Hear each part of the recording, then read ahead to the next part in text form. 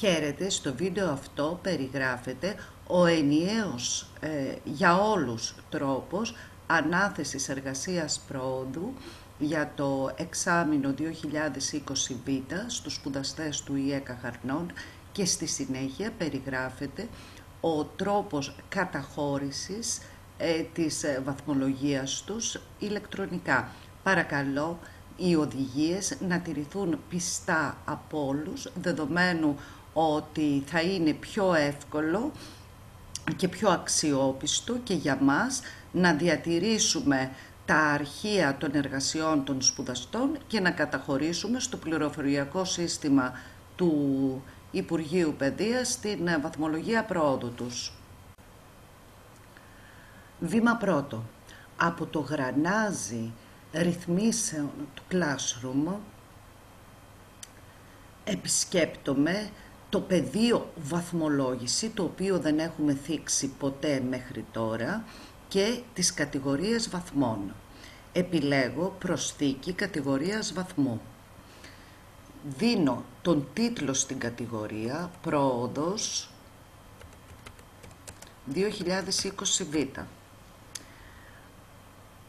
Καθορίζω την κλίμακα στην κλίμακα του 10 και κάνω αποθήκευση. Στη συνέχεια αναθέτω την εργασία προόδου με τον γνωστό τρόπο που έχω περιγράψει και σε προηγούμενο βίντεο.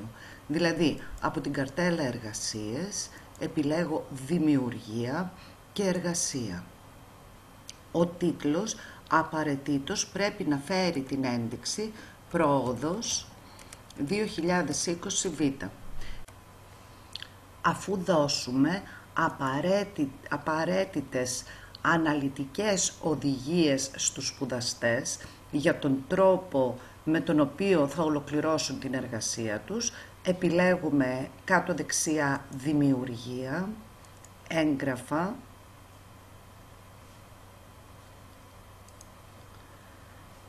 ειδικά για την εργασία πρόοδου είναι υποχρεωτικό όλοι να προβείτε στην επιλογή δημιουργήστε ένα αντίγραφο για κάθε μαθητή.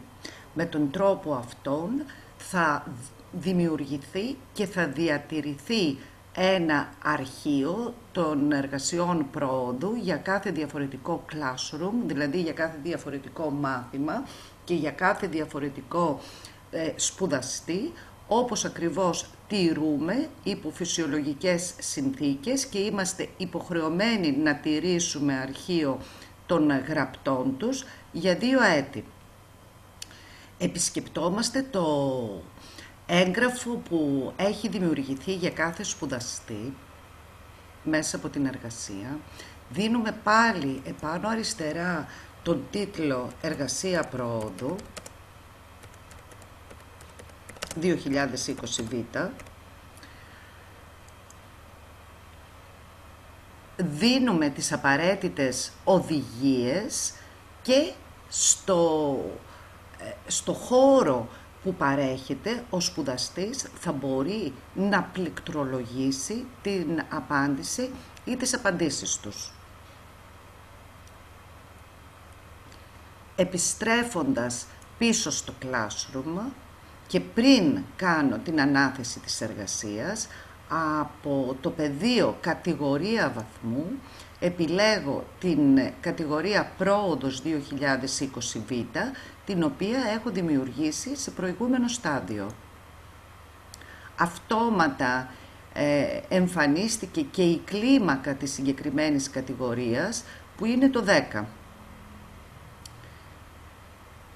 Ορίζω την ημερομηνία λήξης, η οποία δεν μπορεί να υπερβαίνει τη 10η Δεκεμβρίου 2020, ωστόσο θεωρώ ότι επειδή πάντα θα υπάρχουν οι αφηρημένοι, καλό είναι να δώσουμε ακόμη και μία νωρίτερη ημερομηνία παράδοσης, προθεσμία παράδοσης της εργασίας. Εδώ εγώ βάζω το 10 Δεκεμβρίου 2020 και τώρα είμαι έτοιμη να προβώ στην ανάθεση της εργασίας.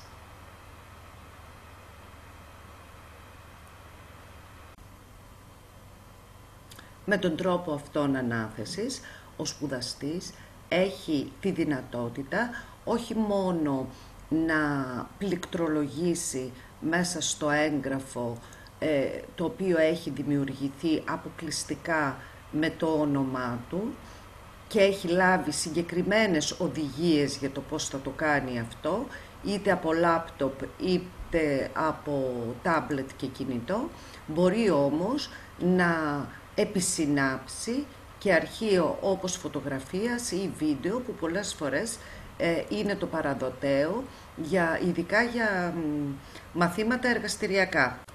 Εσείς ως εκπαιδευτές μπορείτε να προχωρήσετε στην βαθμολόγηση της εργασίας προόδου για τον κάθε σπουδαστή με τον συνηθισμένο τρόπο που κάνετε μέχρι τώρα, οπότε αυτόματα από την καρτέλα βαθμοί ενημερώνετε το αντίστοιχο πεδίο, ωστόσο μπορείτε κατευθείαν μέσα από την καρτέλα βαθμοί να δείτε την υποβολή της εργασίας, δηλαδή τι έχει απαντήσει ο σπουδαστής, να βάλετε τη βαθμολογία του και να ολοκληρώσετε αυτοματοποιημένα την διαδικασία.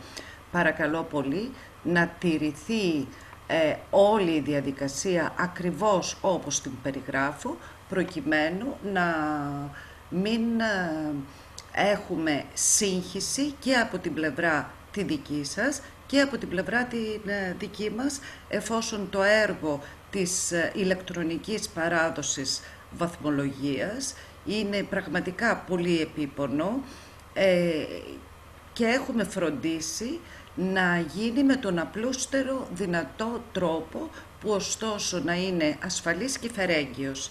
Να είστε όλοι καλά.